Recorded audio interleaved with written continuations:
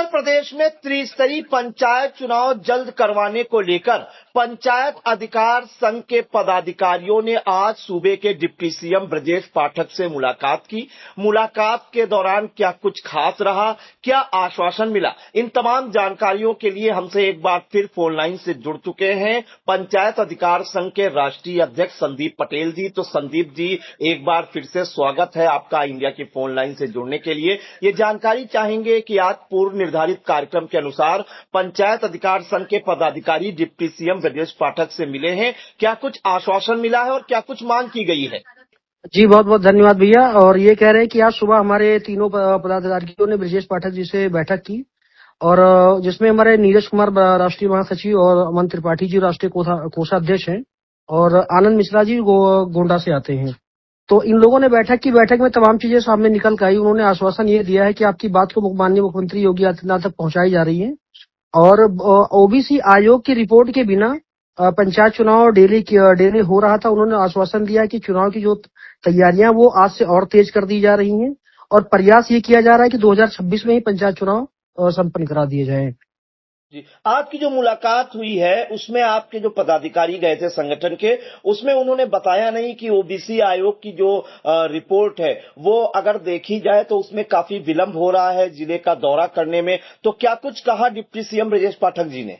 Deputy CM का कहना यह साफ साफ है कि देखिए जो भी चीजें विलंब थी उस पर आज से ध्यान दिया जाएगा और कार्य पर तेजी करवाने के लिए उन्होंने आदेश भी जारी कर दिया है।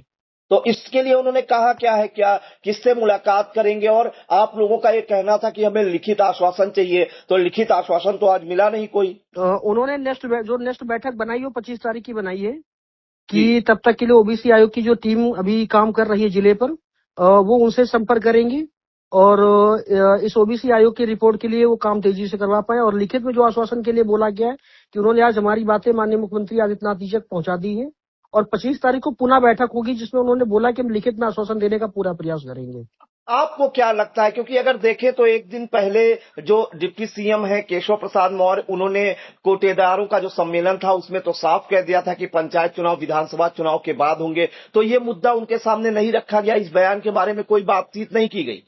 देखिए मैं आपको बता देना चाहता हूँ कि जहां कल जो बयान जारी हुआ था केशव प्रसाद मौर्य जी का, उसपे उन्होंने स्पष्ट नहीं कहा था। उन्होंने ये कहा था कि मुझे लगता है कि विधानसभा के बाद ही पंचायत चुनाव हो पाएंगी। देखिए जो अलग अलग डिप्टी सीएम बैठे हुए हैं तो सभी लोगों को संपूर्ण जानकारी नहीं होती है, उनको जो आदेश आगे से दिखाई देता वही वो लोग बयान करते हैं। तो हालांकि देखिए जो कुछ भी निर्धारित होता सभी जानते हैं माननीय मुख्यमंत्री आदित्यनाथ जी के आदेश पर ही सारे काम होते हैं। और हमारी जो बातें पंचायत चुनाव को लेकर के, और ये बातें लोग मुख्यमंत्री जी है या उप मुख्यमंत्री है वो देख भी पा रहे हैं कि प्रत्याशियों की आंखों में इस समय जो जन आक्रोश दिख रहा है वो कहीं ना कहीं सरकार के लिए नुकसानदायक ही होगा।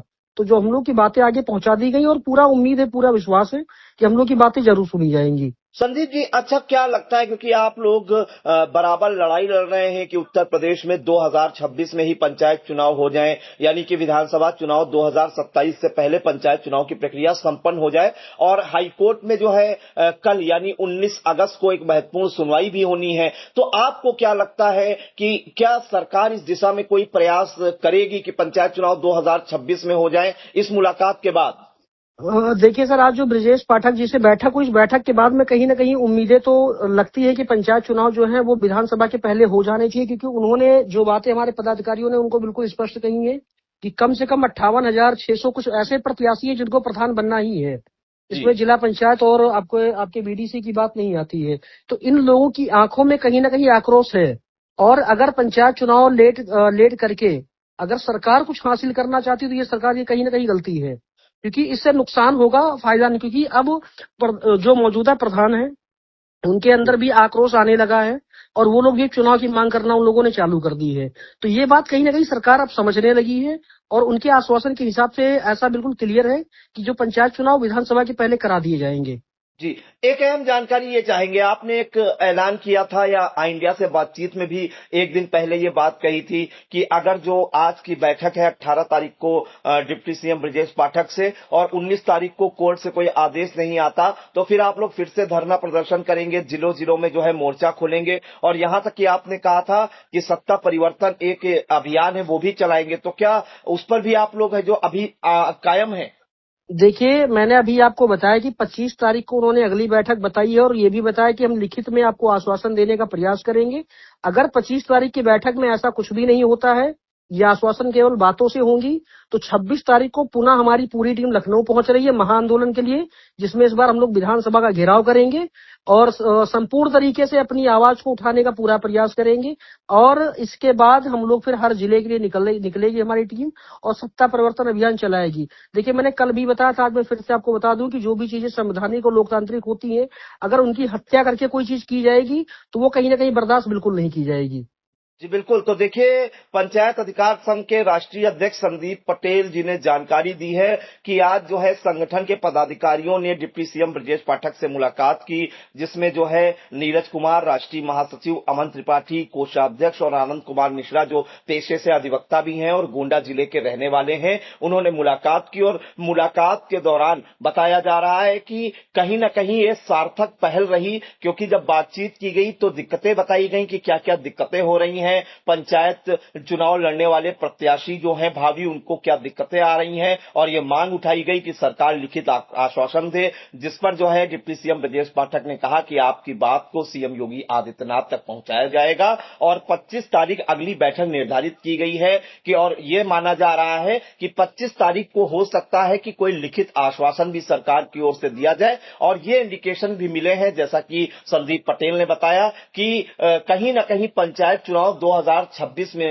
हो जाए। इस बैठक के बाद ये इंडिकेशन जरूर मिले हैं। फिलहाल 19 अगस्त को इलाहाबाद हाईकोर्ट की डबल बेंच में एक महत्वपूर्ण सुनवाई है। जो लखनऊ हाईकोर्ट में याचिकाएं डाली गई थी, उनको भी इलाहाबाद हाईकोर्ट में जो है भेज दिया गया या ट्रांसफर कर दिया गया। तो इन सभी याचिकाओं की जो है एक में कंबाइन करके सुनवाई होनी है और उससे भी काफी उम्मीदें हैं भावी प्रत्याशियों को।